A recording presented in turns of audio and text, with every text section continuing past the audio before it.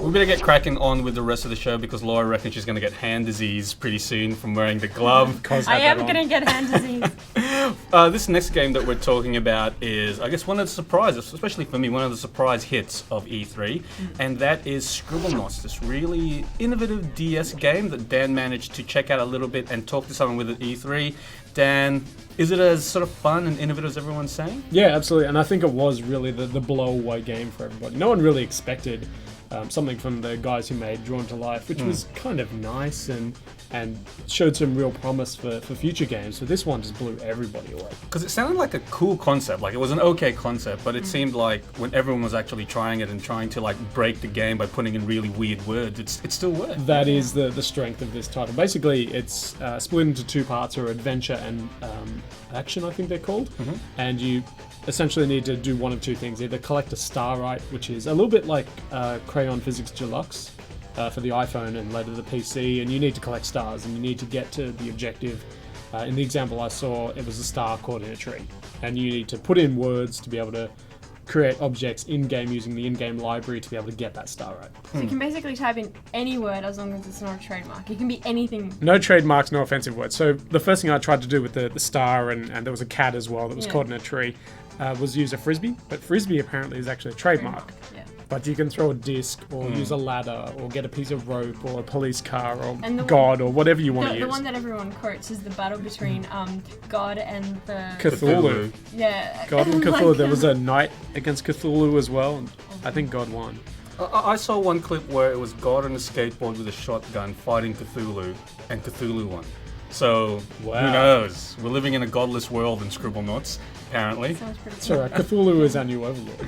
So, Dan, who did you get to speak to at E3 about this? I caught up with Matt Cox. He's the lead developer of Fifth Cell, and I ran him through a little bit of information on the upcoming title Scribblenauts for the Nintendo DS.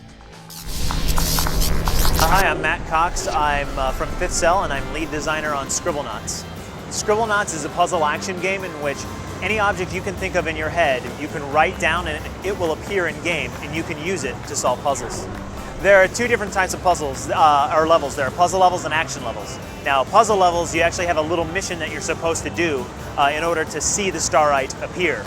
And in action levels, you actually see the starlight in the level, and you have to overcome obstacles and enemies to actually get there. For instance, there's a level where there's a guy in a desert, and he's hot, so you have to refresh him. That's your hint. So you could write water, you could write oasis, you could write bottled water, soda, ice cream, just a myriad of many, many, many things. Whereas a more simple action level, you already see the starlight in a tree. So you could summon an axe and chop it down. It's kind of boring, but you could also summon a lumberjack and give the lumberjack the axe, and once he has the axe, he's going to go chop down the tree for you.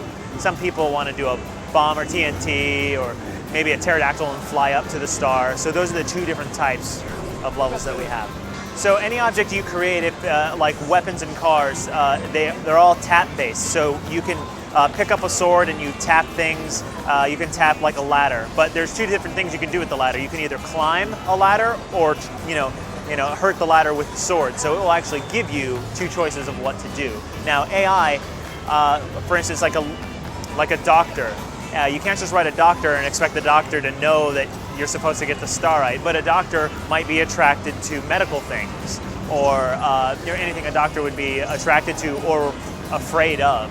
So all the AI in the game will go for and use just the objects they would use in real life. It's very emergent in the sense, like the gameplay of Scribblenauts is very emergent in the sense that you can do whatever you want. But even the sandbox aspect of the game is on the start screen. So if you don't want to play any levels, you can just be on the start screen and just, write any objects you want to just tinker around with, and you can play it all on the start screen. So, you could write a mattress and jump on the mattress. It'll make you go higher because it has springs in it, and put wings on with sunglasses and a sword and just fight stuff in the air. You could just play around. It's like the ultimate sandbox. It's a very different game than Drawn to Life, because Drawn to Life is definitely more of an action platformer. It's very straightforward in that sense. And that's actually drawing, where this is you're just summoning something in your head. It's actually words. But we've worked with our technology for several years, so we're very used to the DS. So, there are several little technical lessons we've learned, but now we've refined it to a point where we can do a game like Scribblenauts that is just so vast. We have a system for Scribblenauts called ObjectNaut.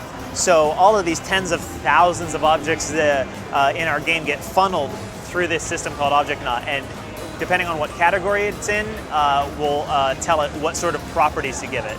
So like a piece of wood will go under a material wood, and it'll tell it that it's flammable, so anything that goes into that category will automatically have this stuff, so we don't have to hand code everything. But for something like a bear, who is obviously interested in like honey, let's say, not all animals are interested in honey, so the designers have tools, the ObjectNaut tool, where we can go in and just say bears want to be attracted to honey and consume honey. So there's lots of tools at our disposal, but we don't have to hand code everything. Hi, I'm Matt Cox. I'm lead designer on Scribblenauts from 5th Cell, and Scribblenauts is going to be available this fall on the Nintendo DS.